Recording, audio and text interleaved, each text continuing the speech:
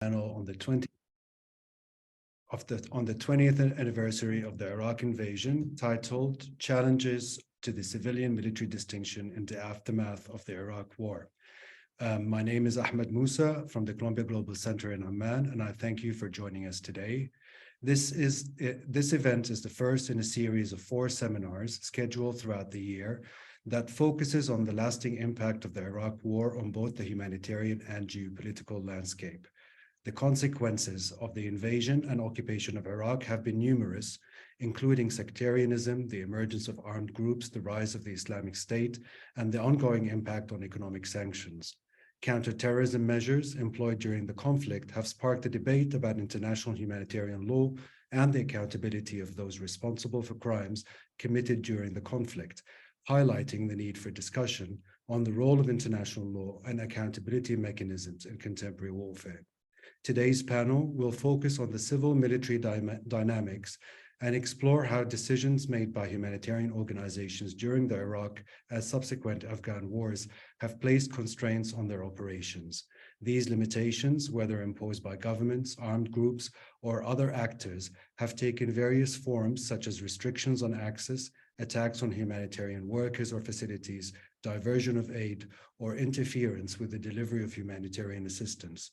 By exploring these issues, we hope to contribute to ongoing discussions about the role of humanitarian organizations in conflict situations and how to improve their effectiveness while preserving their core principles.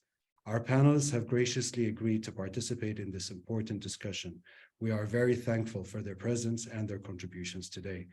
I would also like to extend a warm welcome to Minette Zard, the Director of the Program on Forced Migration and Health and Associate Professor on Population and Family Health at Columbia University. Minette is leading the series and will be moderating today's panel discussion. Minette is an expert on global governance and accountability related to forced migration, with experience in policy advocacy and philanthropy. Previously, Minette served at the Forum Foundation in New York, the International Council on Human Rights Policy in Geneva, and Migration Policy Institute in Washington, D.C.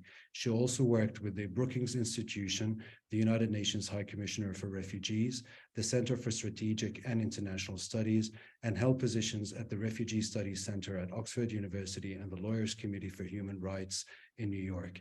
Thank you for being here today, and we invite you to join us for the upcoming seminars in the series, which will discuss the geopolitical reverberations of the Iraq War, funding constraints for humanitarian organizations impacting aid to civilian populations, and the impact of shifting technologies on the nature of war. I will now turn over to Minette, who will introduce our esteemed panelists. Thank you. Great. Thank you so much, Ahmed, and thank you to the Amman Global Center for co-hosting this series with us, and a warm welcome to you all in our audience to this inaugural seminar in our series marking the 20th anniversary of the Iraq War. So this first one in our seminar series explores the impact of the invasion on the humanitarian principles of impartiality, neutrality, and independence, and the blurring of lines between civilian and military operations that was a decided feature of the humanitarian response in both Iraq and Afghanistan. In June 2003, in the aftermath of the fall of Baghdad, Andrew Natsios, the then administrator of the US Agency for International Development, USAID, made it clear to NGOs that if they wanted to continue to be funded by the US government, they needed to play their part in advancing US strategic goals in Iraq. If they weren't willing to do this, he also made clear that funding would go to other NGOs or for-profit contractors who would be funded in their place.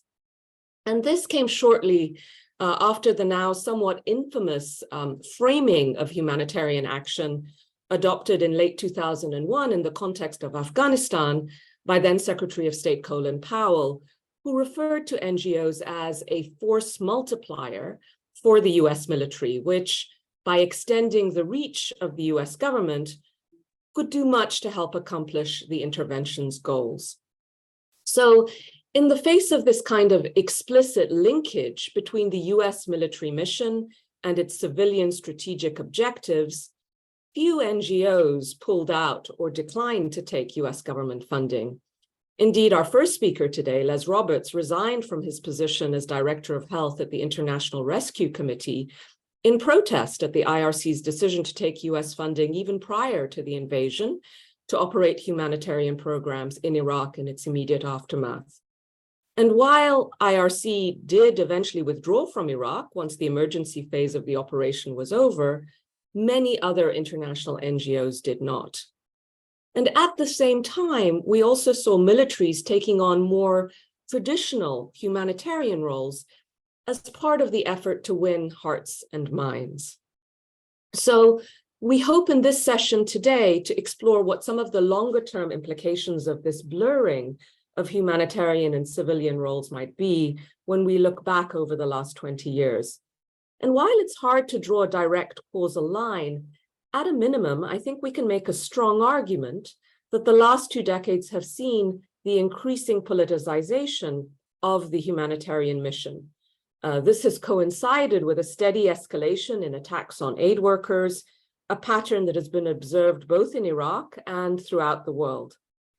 Particularly since the 2003 bombing of the UN offices in Baghdad, which killed 22 people, including the top UN envoy, Sergio Vieira de Mello, and injured over 100 more, aid agencies and the UN have really grappled with and struggled with how best to ensure staff security. And we've seen them adopt a range of strategies, from the use of armed escorts to adopting sort of low visibility approaches and remote management for their operations. And each of these brings, critical implications for the ability to then deliver high quality assistance while maintaining the humanitarian principles of impartiality, neutrality, and independence. At the same time, the international focus on security and counterterrorism has created particular challenges for the protection of civilian populations and the international justice and human rights infrastructure that really underpins the humanitarian system. So helping us to unpack some of these impacts on the humanitarian landscape, we really have a wonderful panel with us today. Our first speaker is Professor Les Roberts, who is Professor Emeritus in the Program on Forced Migration and Health at Columbia University's Mailman School. He is an epidemiologist by training, did a postdoctorate fellowship in epidemiology at the Centers for Disease Control and Prevention, where he worked for 4 years. In 1994, he was also based in Rwanda for the World Health Organization, working as an epidemiologist there during the Civil War. Les, as I mentioned, was Director of Health Policy at the International Rescue Committee from December 2000 until April 2003. And he's led over 50 surveys in 17 countries, mostly measuring human rights violations or mortality in times of conflict. And his work has taken place in places such as Democratic Republic of Congo, in Iraq, in Zimbabwe, and most recently in Central African Republic. And Les was also involved in conducting some of the earliest rigorous assessments of excess mortality and civilian deaths caused by the war in Iraq, published in The Lancet in 2004 and then also in 2006. Our second speaker is Fabrizio Carboni, Regional Director for Near and Middle East for the International Committee of the Red Cross, based in Geneva. Mr. Carboni joined ICRC in September 1998, and his first mission was to Afghanistan. He then alternated between field and headquarter postings, leading operational activities while in the field. From 2010 to 2013, he was the deputy head of the Multilateral Operations, Policy and Humanitarian Action Division in Geneva, and he was also head of the ICRC delegation in Lebanon before taking over as head of the ICRC delegation in Yangon in August 2017.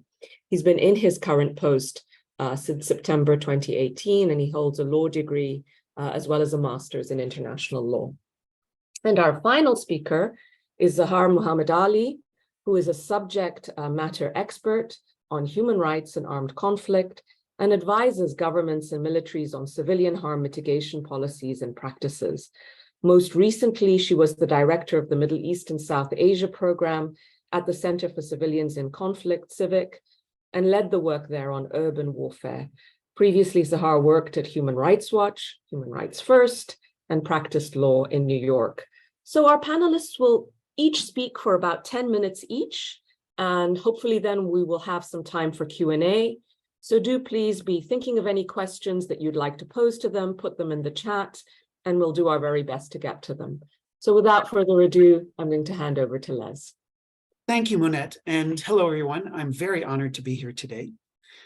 In my mind, the debacle that was the Iraq invasion actually began with Afghanistan, in the sense that, as you recall, the attack happened on 9/11. With just a couple weeks later, the US invaded Afghanistan. In IRC, where I was working at the time, I had 5 countries that I was the technical support person for, and all of them, in the very last days of September 2003, had the US government come to them and say, you know those funding for the budget year that begins October 1st? I'm afraid we have new priorities in Afghanistan. We're taking some of our money back. For example, in Burundi, where I was the technical support person, the US government across the board just took 50% of all the funding they had awarded months before back in the final days before it was to start being spent. And that intermingled with how different life was on the ground in Afghanistan. NGOs were like living, having their residence on US military bases. The US government was demanding that anything given out, that your vehicles all have from the US government printed on them. There were even places where it was set up so the World Food Program or NGOs would pass out food one day, and in the exact same place, US military in civilian clothing would pass out food the next day in an attempt to blur that line between what's humanitarian and what's military and political. And so when in 2003, the invasion of Iraq started to feel imminent, like IRC was just in an impossible place. The president at the time was named George Rupp. I was extremely vocal on how upset I was at the idea we were taking money before the invasion and lowering the threshold of going to war. And George Rupp was a beautiful man. He had been dean of the Harvard School of Divinity. He was a minister earlier on. Like, there was never a moment when I thought somehow I was more pure than him. He just said 80% of our funding comes from the US government.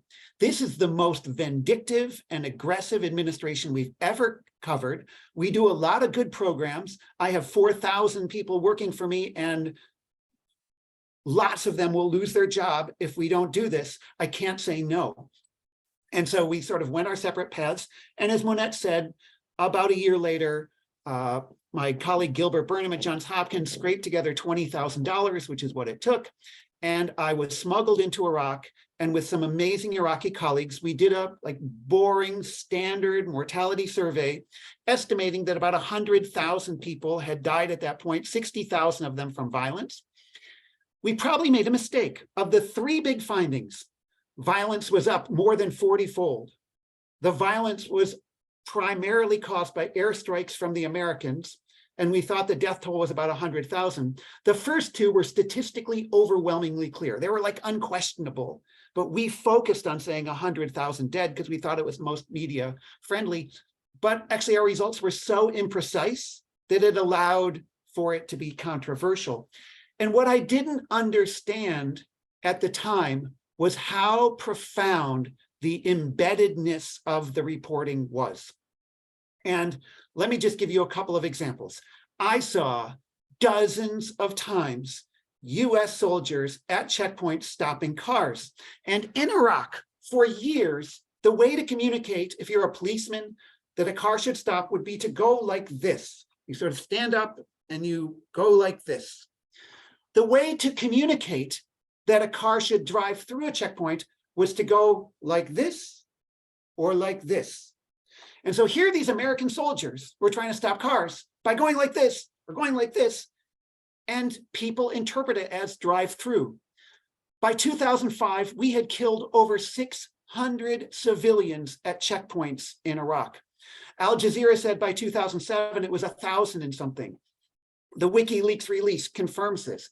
And the press just wouldn't cover this. And a colleague of mine, a friend of mine, pardon me, Carl Vick, who had covered my work in Congo, was there at the same time. We didn't know it till after. And he said he wrote several articles for the Washington Post about how civilians were being killed at checkpoints because Americans can't communicate with them. And he said his editor wouldn't touch them. He just wouldn't run them or touch them. And that's one example, but there were others. So many Iraqis told me how irate they were that Americans did what they were trained to do. When they would come into a house and try to control it, they would take the most threatening looking adult men or the elderly adult men, put them laid down on the floor and put their boot in the middle of their back. In Iraq, that is like the most offensive thing you could do. In American culture, that would be the equivalent of urinating on your mother. And like we did it thousands and thousands of times. Likewise, in Baghdad, every time, not every time, dozens of times people found out I was American, they would say, "Oh, you are torturing us. You are flying your helicopters over our roofs at 3 o'clock in the morning, right at roof level, and the windows shake and the pipes shake, and you're doing this to wake us up and torture us, and we can't sleep at night." And clearly the American military was flying at rooftop level to avoid people with rocket-propelled grenades from getting able to see the helicopter coming in advance and prepare and shoot. But no Iraqis saw it that way. Like, search the press. You cannot find any coverage of these things in the press. And if you really, really want to hate the press, go listen to NPR's story on March 29, 2007 by Jamie Tarabay called Operation Montour, in which she's out on patrol with a group. The commander gets a call that someone has tested positive for having plastic explosives on his hand, and he gives the order to torture. And National Public Radio didn't even mention that that happens to be against US law, against the Geneva Conventions, and so on. You know, the press loves controversy. They work really hard often. If science is strongly saying one thing, they'll find someone who gives the opposite opinion just to make a controversial, exciting story. And it is not so surprising that we had some controversy over whether it was 100,000 deaths in 2004 or 9,000, like the passive surveillance system called Iraq Body Count, which, by the way, was largely funded by the US government, was saying at the time. And we have a problem in the world. It manifested itself most dramatically in Iraq, but it's grown since then, that humanitarian neutrality is sort of been degraded a bit. The press neutrality and integrity has been degraded a lot. And at the same time, all of these institutions, humanitarian, academic, are becoming more and more risk adverse, and thus sort of confirming in the field, communing with local people long enough to sort of learn their perspectives is getting harder and harder. On the upside, there are more local humanitarian and civil society groups with highly sophisticated people everywhere in the world. So it's cutting both ways, but we've got our challenges up for us, and I'll look forward to discussing it in the question and answer. Thank you so much. Thank you so much, Les, for really very powerfully setting up, how these things played out in real time at the time, and some of the decisions that were made and some of the reporting that was being done. So I'm going to hand on now to Fabrizio as our second speaker, to perhaps reflect a little bit more from his somewhat unique vantage point at ICRC on some of these ongoing impacts on humanitarian action, independence, neutrality, and so on. Over to you, Fabrizio. Thank you for giving me the opportunity to speak to you, but also to give me the opportunity to think about it. Because as humanitarian actors, you often don't take the time to think about what you're doing and what happened. And I'm not an academician, and obviously it's not my work to have this deep reflection on humanitarian action. And so what I'm going to share with you, it's obviously not definitive conclusions, it's probably more food for thought. 2003 is a traumatic event for the ICRC. And I would join the people saying that you can't separate Iraq from Afghanistan. It's a traumatic event for us because we live in a world in 2003 where we believe that our acts are enough, and as we're doing good, we're safe. And 2003 in Kandahar, there is something which happened, which is for us, we can't understand it. At the checkpoint outside Kandahar, one of our convoys stopped, and one of our colleagues, Ricardo, an Ecuadorian water engineer, is stopped by the Taliban, and he's executed. And the person who executed him is a person who received ICRC services for prosthetic. And this is something for us when suddenly say, okay, here, I mean, we don't understand. And then a couple of months later, we have the attack, the suicide attack on the ICRC office in Baghdad, just a couple of days, months after the ones on the UN. And it's really, sometimes I have the impression that those moments as humanitarian actor will leave Aden, and suddenly we are in the real world, you know? And obviously, Iraq post 2003, I would say till the end of the Islamic State group in Baghouz is a moment where we need to redefine a lot the way we relate to our own environment, and where we are forced to think about who we are. What are the values we defend? We talk about universality. Universality, Western universality, or something else than Western universality? And when I look at Iraq today, I mean, my main concern today are not related to security in Iraq. There is a form of there is a, not a parenthesis, but there was a moment 10, 13 years, and now we are somewhere else. My concern today in Iraq are way less about security and way more about the humanitarian consequences of this decades-long orgy of violence. And one of the main challenge we face, it's the aftermath of the Islamic State group and how all the people associated to the Islamic State groups are stigmatized.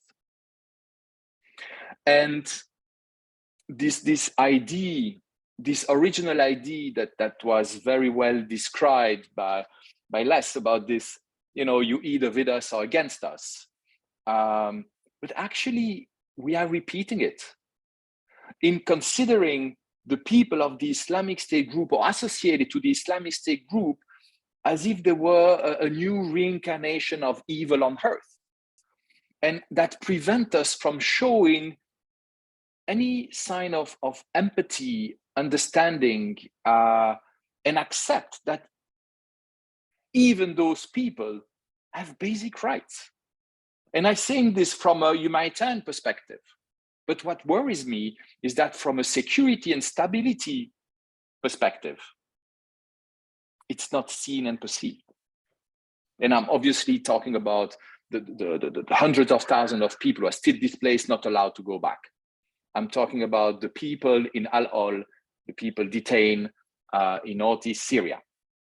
So the question I have, what happened? What happened? Yeah, what changed? Why did we have these years of high insecurity where we were a target, and why now it's less the case or not anymore the case? And I think some elements were already given. I think the framing of the post 2001 violence as war of civilization was for us as humanitarian actor a killer, because it doesn't matter anymore what you do. It doesn't matter. It's who you are or how you are perceived. And this is highly destabilizing for an organization like the ICRC, who built its whole security system on acceptance and on showing by acts that we are impartial, assisting everybody, and that we want to be perceived as neutral. And that's gone. I think what goes with this, and it was a bit described, is the double standards. The West taking the moral high ground of pretty much the whole world, and not seeing that actually, yeah, no, we probably don't have the ground to I mean the legitimacy to look down on the rest of the world and lecturing them on pretty much everything, while during this 10, 15 years, and still today, we show that actually humanitarian action is hard to apply, and that humanitarian action, you don't apply it to your friends, you apply it to your enemies. And when you have to apply it to your enemies, it's another ball game. It's a totally and different ball game. And as in a way or another, these Western states are speaking about issues humanitarians are defending, we are guilty by association. The other element, which is really interesting, why are we now less in an insecure environment? I think I don't make a causality, but it's a fact. There is no more or very little Western military presence in the region. You know, and it's really interesting. And I say no causality. I'm just food for thought. They are not anymore. Yeah, they're still presence, but the ones on the front line are the Iraqis or the SDF in Syria. So it's really interesting. Suddenly, we are not target anymore. I think the fact that we have a big cross and a big red cross in Iraq and in Syria and in wherever in the Muslim world, and to think that explaining that, no, don't worry, nothing to do with the Crusaders, is just the Swiss flag reversed, and to think that this is good enough. I mean, it's part, in my view, to a major existential challenge we have as humanitarian organization. Is we are rooted into, that's my view, a neo-colonial understanding of the world order. And we need to find ways to detach ourselves from this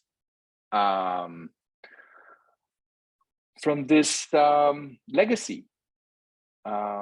We need to find ways to connect and adjust, I believe, also to non-Western views of humanitarian action, violence, and security. I'm not super optimistic, to be honest, and without making any name of current conflicts, just look around us. You know, how on earth do we still talk about conflict through the lens of the good guys and the bad guys, and mixing everything? You know, the way you use force with the legitimacy of using force. If the way you use force is legitimate, inevitably the way you use it is also legitimate.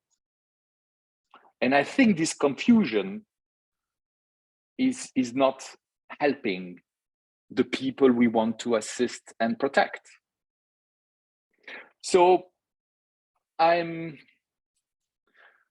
think we are at a turning point as humanitarian actors.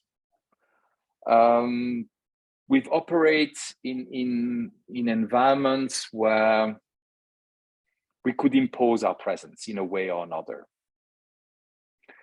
And there are many conflicts around the world where none of us have access, where actually we don't even speak about it. And the challenge we have in front of us is, how are we going to connect with states in Asia? How are we going to connect in a constructive way with many states in Africa? How do we go out of this I'm sorry to use this word, and I'm sure that there are other concepts to be used, but a form of neo-colonial approach to impose our view of humanitarian action. I don't know if the values we defend are universal. And to some extent, it's recorded, but fine, you don't share this with my boss. To some extent, I don't care if it's universal or not.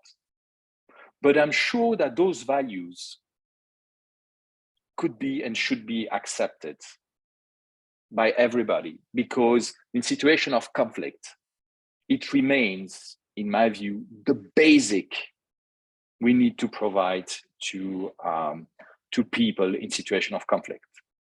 So I've lost track of time. I hope I'm within the 10 minutes. And yeah, interested in hearing your questions.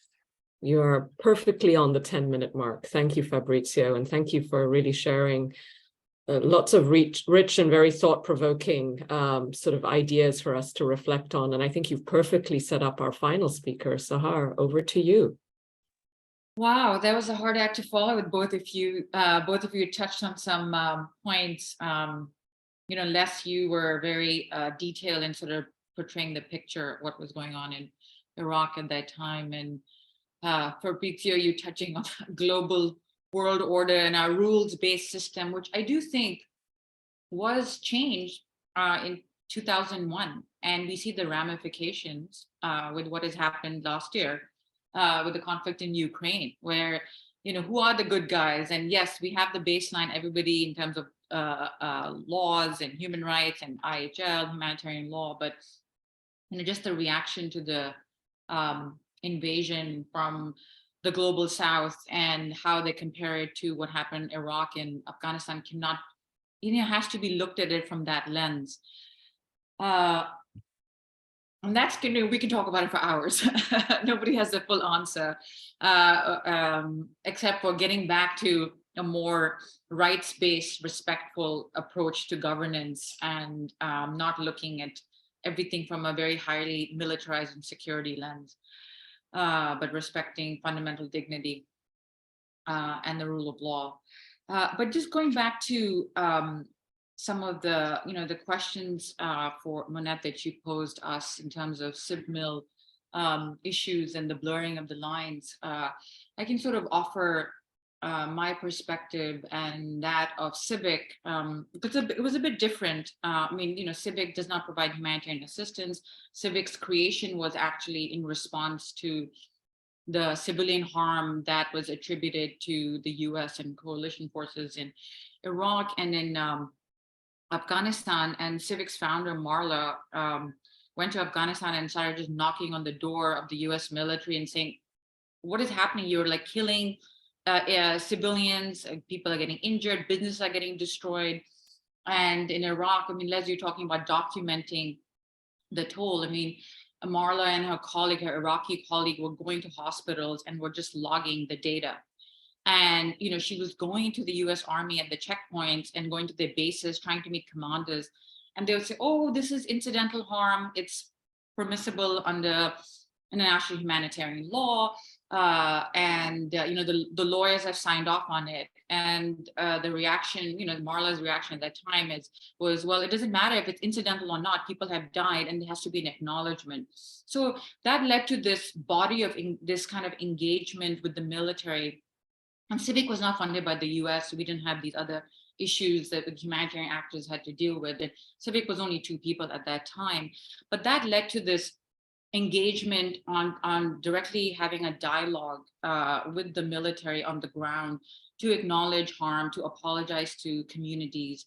Some people have mixed views on this work in terms of, the US military started providing compensation, ex gratia payments to civilians that had been killed or injured, lost their property.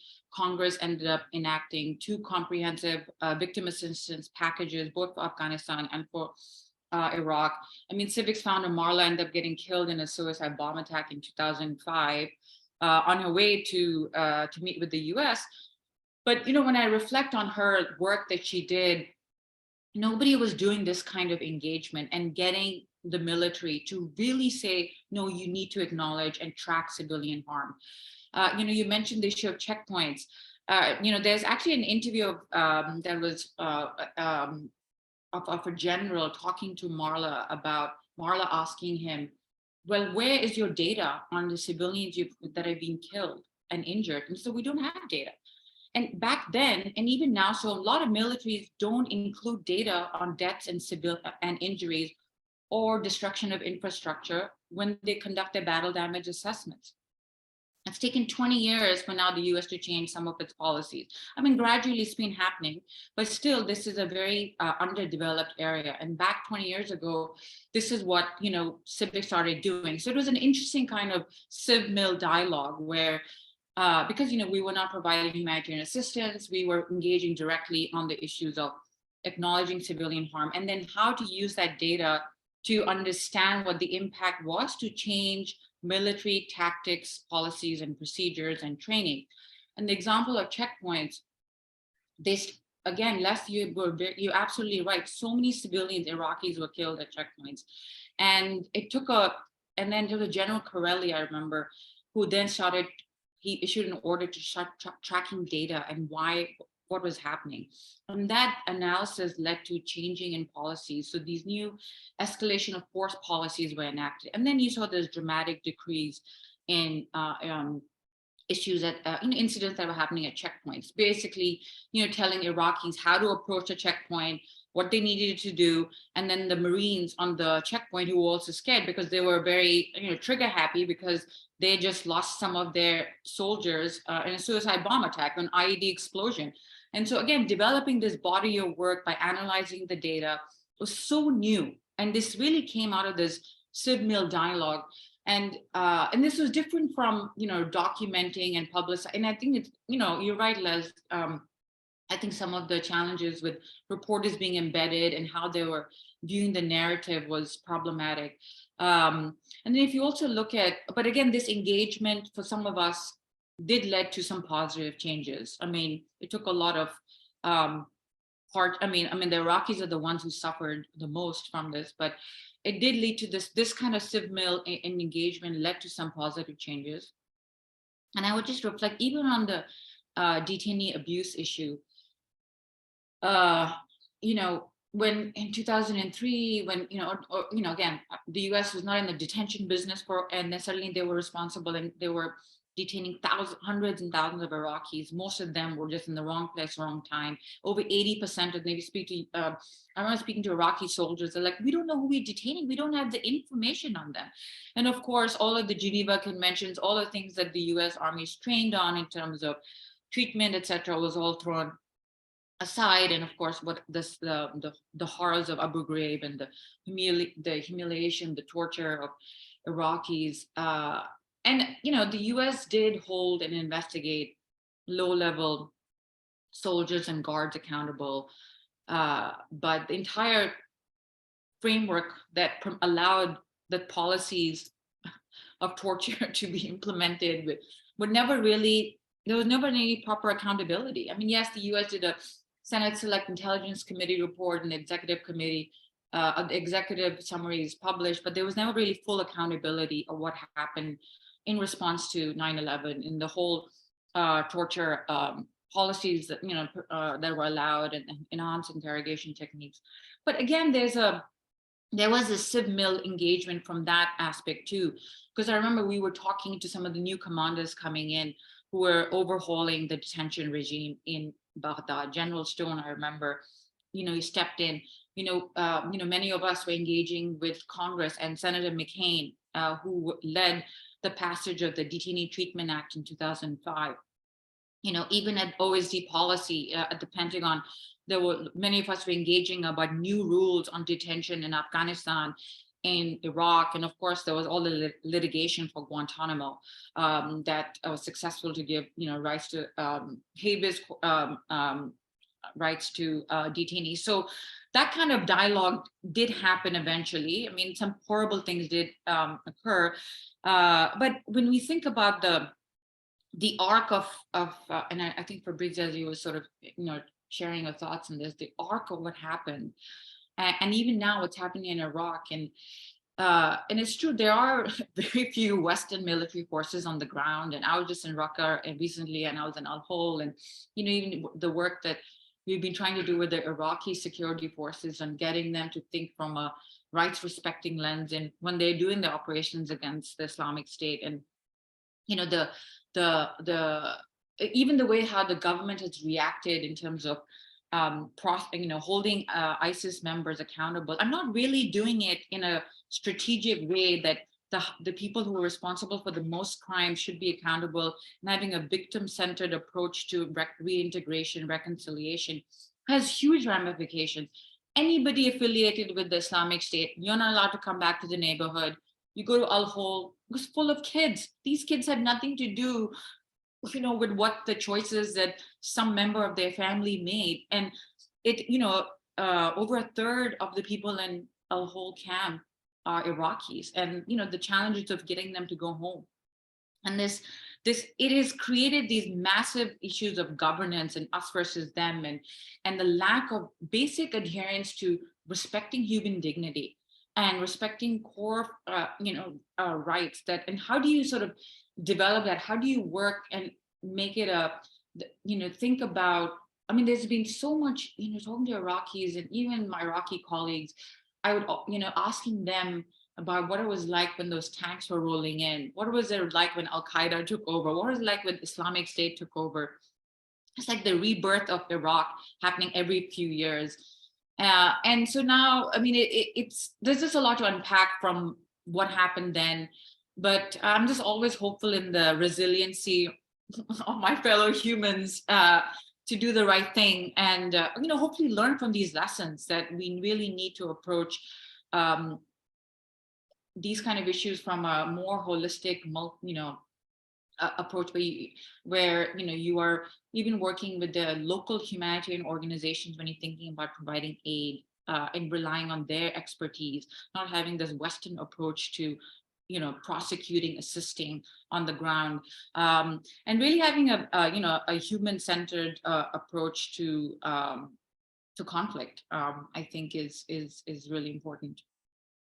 Sorry, that was a very sort of circuitous sort of touching on a different topics, but I look forward to the. Not at all, not at all. This really, I think, helps sort of round out the three presentations, Sahar, in the sense that this question of, which has been a theme of all three panelists, of how do we center the humanity of the people that we're serving, right? How do we reclaim a narrative that that centers the fact that aid should be impartially delivered, and that those that we are reaching out to, deserve basic dignity in the way that they're treated and rights. So I really appreciate that. And it goes to a question that I certainly wanted to pose to the panelists. I see we do have some questions already in the chat box, so I will pose those as well. But I do think, so I'm going to pose two questions right now while we're waiting for other questions to come in. So the first question comes from me, and it is this question about narrative and the importance of centering the humanity of the people we serve, whether they are in Al-Hol, affiliated with ISIS. You've all pointed to this challenge. And Les started off the bat by talking about the media not necessarily being helpful in telling some of these stories in a way that captures in an even-handed way the sort of civilian impacts of the harms that are being caused. So I'd like perhaps each of our panelists to reflect a little bit on what more humanitarians can do to create that kind of narrative change. We are so focused on the delivery of aid, but this bigger question of how civilian populations are served by these broader narratives that paint them in one way or another, I think is a real big picture question that is a challenge for us all. So I'd love to ask each of you to reflect on that question. I'd also like to pose a second question that we have in the chat here that relates to how to balance, the word is here, neo-colonial intrusion global health security and physical security interests. And the participant is specifically talking about the challenge around mass vaccination campaigns. And I think embedded in this is the idea that the way in which, particularly in Afghanistan, vaccination was used as a cover for intelligence gathering has undermined global health security goals potentially. And so, the questioner is asking us to really think about how we balance those health security goals with some of these broader tensions you've talked to. So 2 questions for you each to think about. Les, can I start with you? Any reflections on either one of those? Yeah, I do. First of all, there are spectacular examples out there that have triggered global compassion and sort of our humanitarian, in terms of Red Cross code of conduct values. And I think about the picture of that child who washed up on a beach in Greece that was a Syrian refugee. When that happened, something like 15% of all households in Iceland signed up to host a Syrian family in their home within the next week. Like it triggered a doubling of European funding to support Turkey and their health services.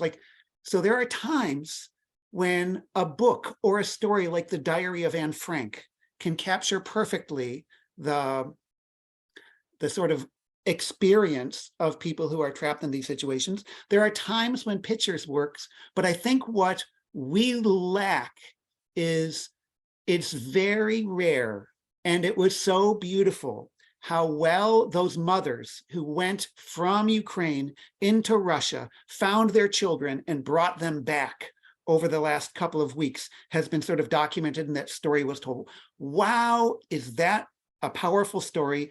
And in the end, it probably can serve our humanitarian goals more than having accurate death tolls or estimates of what fraction of people aren't getting food supplements. So that's thought number one. And in terms of the balance question, it's way trickier than sort of your brief introduction implied, because, we eradicated smallpox. The US government paid for it, and now we get repaid for that eradication like 4 times over every year. It was an investment that indeed was being spent in Afghanistan and Somalia back there in the 70s and 80s, but the West benefited in a huge ways. And I just think with polio eradication and the fixation on that and other things, like vaccinations are a two-way street. There is a Western agenda that makes us way more fixated on polio than the things that are suffering and killing children at any moment right now. And that's in part a Western interest. And then separate from that is the Western agenda, as you described, hunting for Saudi DNA through a sham vaccination program in Pakistan, trying to find Osama bin Laden and his allies. So like it cuts both ways. I'll stop there, but I'm actually hopeful that we're getting better and better at telling stories like those mothers who went and found their children in Russia. That just inspires me so much. Right, a note of hope. Fabrizio, any thoughts to add on that? Yeah, I build on what just Les said, and it's for me one of the soul-searching issue, which is emotion in humanitarian action. What you described, Les, is an emotion. It's not a rational thinking, because before we see these poor kids on the beach, I mean, the situation didn't change for people because of this. Because of the picture. Yeah, it changed because suddenly there was more attention. It's the same case with this New York Times front page of this poor kid in Yemen, who just changed the approach to Yemen. The problem we face today is that, in my view, we are emotionally saturated. I mean, Congo, who cares about Congo? And Somalia and well, now Sudan is a bit more in the news, and as humanitarian actor trying to mobilize political, financial support for the people in the middle of this humanitarian crisis, we need indignation. I think at the heart of humanitarian action, they need, in my view, to be indignation. The problem is that over the last 10, 12 years, I mean, every 3 months we have something. You know, we had departure of Afghanistan, we had Ethiopia, we had Tigray, we had Ukraine, now Sudan, and it doesn't stop. And emotionally, people are saturated. Now, last point on narrative, and especially the one around Islamic State group, is that we forgot the basic concept of asymmetric war. The management of terror and fear was deliberate. And it's all, the whole strategy is to provoke an overreaction, and this overreaction which actually justify and make the case of organizations such as the Islamic State group, or any organization within the framework of asymmetric war. Asymmetric war, we often think there is a weak and a strong. No, asymmetric war, you want to win the war in the media. You want the other party to lose it because it cannot afford anymore this conflict. And what is breathtaking is that with the Islamic State group, we all fell into the trap, including humanitarian organization. When Baghouz happened, when we opened Al-Hol, that big UN agencies deciding not to act because too toxic. Voilà.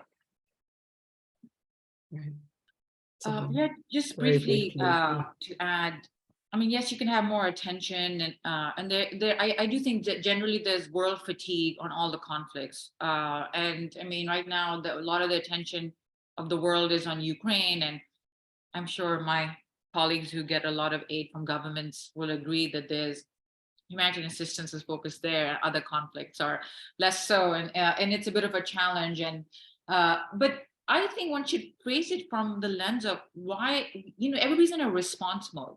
We need to focus on the prevention side too. And there's just not enough resources, attention put on the prevention side.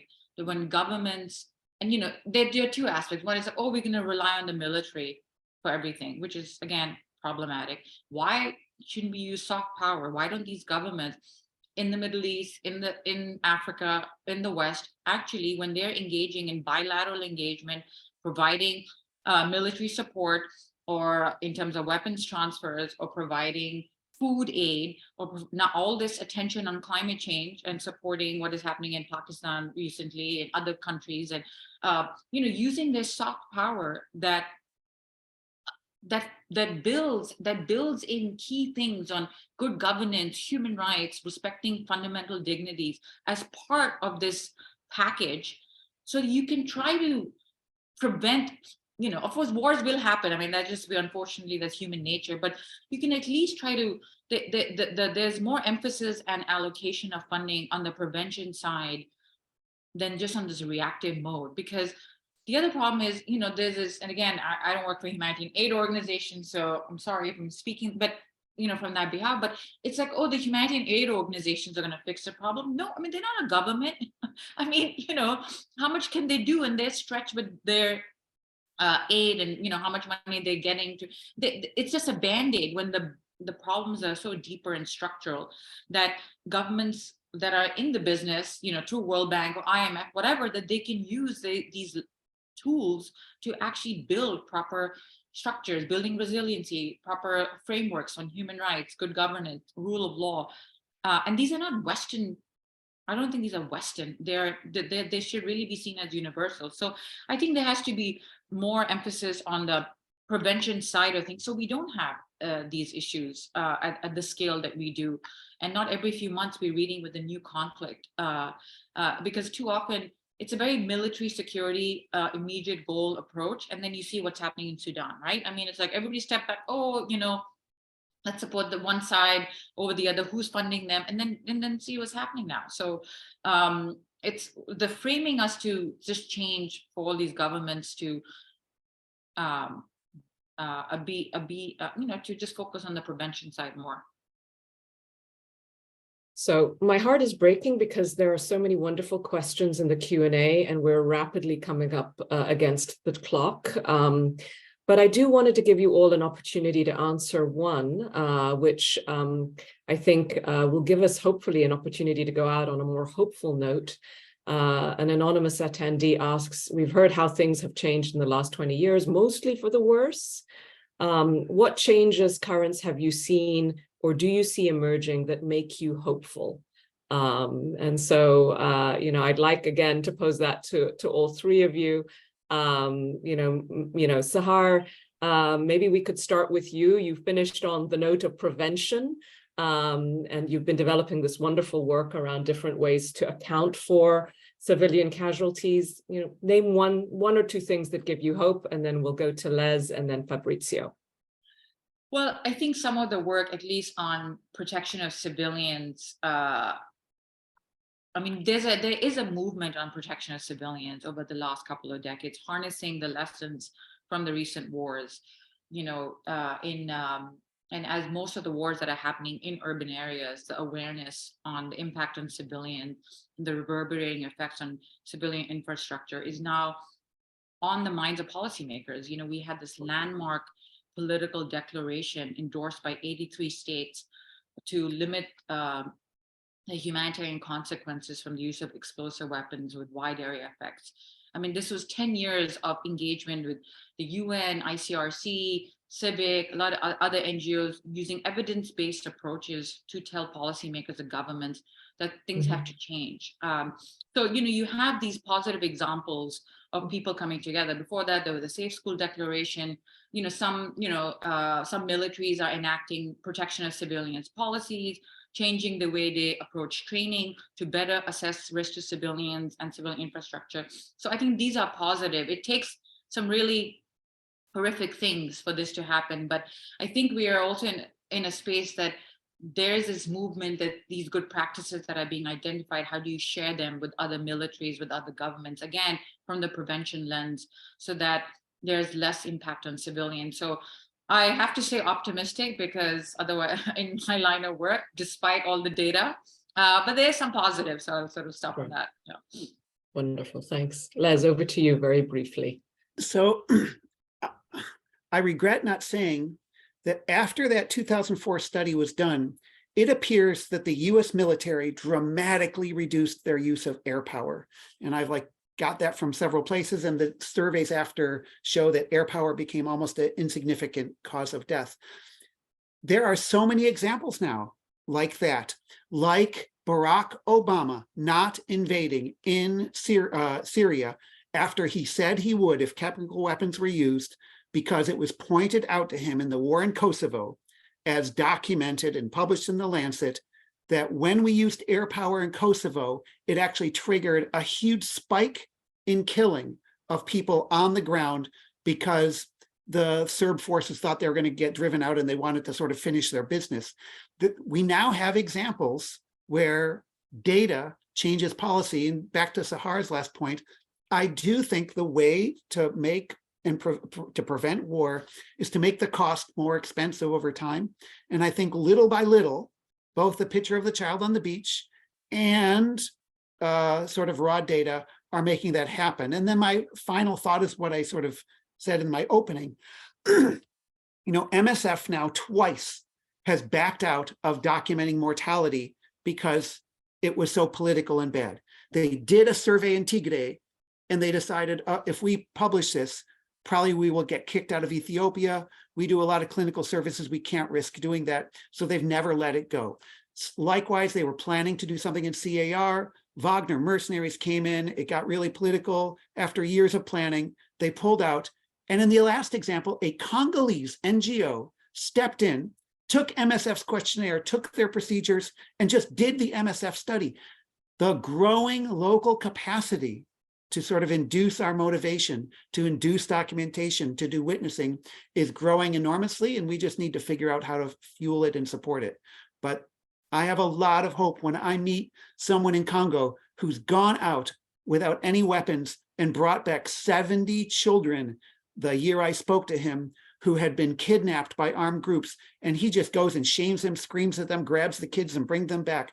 Like, he's now done it hundreds and hundreds of times. When there's people like that out there, how can I not have hope? Thank you. Thank you, Les. So Fabrizio, over to you. Look, I'm trying something again, a bit provocative. I think humanitarian action, and I think Sarah explained it very well. We're not solving problems. You know, we're buying time for politicians to fix problems. Okay, and today, as we don't have political solution, most of the conflict are protracted. States and politicians focus on humanitarian action. That's what makes humanitarian action so politicized these days. So I think there are very positive things happening in the conduct of hostilities. Some states are really taking the measure of what is expected from them within the law of armed conflict. Nevertheless, I still believe that if we agree that humanitarian action is not about solving problem, and the problem is conflict. And on this front, I'm really worried. I'm very worried because I just see an acceleration of violence, instability, and what I see from the field, and it's so big that we don't even know from where to start. It's the climate crisis. The climate crisis, and now if we talk about Iraq, it's overwhelming. And this will not go without instability, without people going through difficult times. So I would say, yes, within the humanitarian action, and including in the use of force, there are positive dimensions. Nevertheless, as instability, conflict, and violence is present and increasing, if you look at Africa, for instance, I'm anxious as humanitarian actor. I'm really anxious. Well, thank you for speaking so candidly, Fabrizio. And I was hoping to take us out on a positive note, but we have to stay sober. But I really appreciate the insights you've all shared. I think we owe it to the memory of Alain Kurdi, you know, the boy on the beach, to keep trying, to stay hopeful, to find a way through dealing with the humanitarian consequences of war. So I thank you all for the work that you do, for sharing your time with us today. Thank you to our audience for their wonderful questions. I'd love to thank my colleagues also at the Amman Global Center, my own colleagues, Catherine McCann, Nika Nazari, and Jen Ostrowski, who helped put this first seminar together and the series. So thank you all. Please do tune in for the second part of the seminar series, June 20th, when we will be exploring the geopolitical fallout of the war in Iraq, June 20th at 10 a.m. We'll be in touch with everyone who registered with that sign-on information. But a very big thank you in particular to our panelists today. Thank you again. Bye, everyone. Bye-bye.